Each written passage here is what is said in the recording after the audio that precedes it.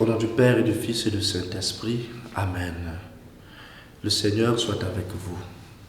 Chers frères et sœurs, aujourd'hui, 3 mai, l'Église célèbre la fête des apôtres Jacques et Philippe. Nous souhaitons bonne fête onomastique à tous ceux qui portent les prénoms de Philippe et de Jacques.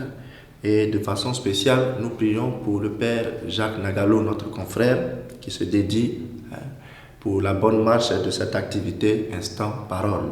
Père Jacques, que le Seigneur te bénisse.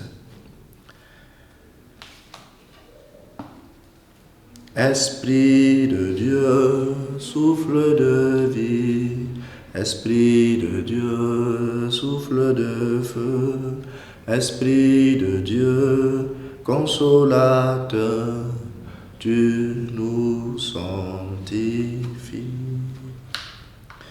Évangile de Jésus-Christ selon Saint Jean.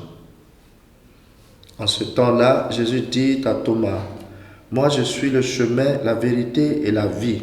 Personne ne va vers le Père sans passer par moi. Puisque vous me connaissez, vous connaîtrez aussi mon Père.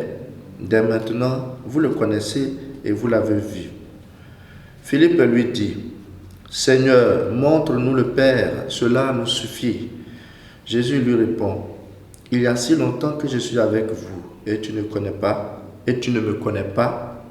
Philippe, « Celui qui m'a vu a vu le Père. Comment peux-tu dire, montre-nous le Père? Tu ne le crois donc pas que je suis dans le Père et que le Père est en moi. Les paroles que je vous dis, je ne les dis pas de moi-même. Le Père qui demeure en moi fait ses propres œuvres. Croyez-moi, je suis dans le Père et le Père est en moi. Si vous ne me croyez pas, croyez au moins à cause des œuvres elles-mêmes. Amen, amen, je vous le dis, celui qui croit en moi fera les œuvres que je fais. Il en fera même de plus grandes, parce que je pars vers le Père. Et tout ce que vous demanderez en mon nom, je le ferai afin que le Père soit glorifié dans le Fils. Quand vous me demanderez quelque chose en mon nom, moi je le ferai. Acclamons la parole de Dieu. Tandis que nous célébrons 2 des 12 colonnes de notre Église, les apôtres Philippe et Jacques, la parole de Dieu nous invite à méditer sur ce qui a constitué le cœur de leur message. Jésus est le chemin, la vérité et la vie. Jésus est le chemin. On le découvre peu à peu. Il nous entraîne vers le Père. Il nous fait passer au niveau spirituel, au niveau humain et moral, d'un point A à un point B. Il est chemin parce que adhérer à lui, le suivre, marcher dans ses pas, est le chemin le plus sûr pour arriver au ciel. Jésus est le chemin. Jésus n'est pas un chemin. Jésus n'est pas un sentier qu'on peut se tracer dans la brousse. Jésus est le chemin. Jésus est la vérité. Il est la parole de Dieu qui s'est faite chair. Et en Dieu, point de ténèbres, point de mensonge. L'interprète parfait de la pensée de Dieu. Aucun homme ne pouvait discuter avec lui car il était et il est le Verbe sans corruption, donc la vérité incarnée. Tout ce qu'il dit et enseigne est vrai. Il n'est pas une vérité ou une partie de la vérité. Il est la vérité elle-même. Jésus est la vie.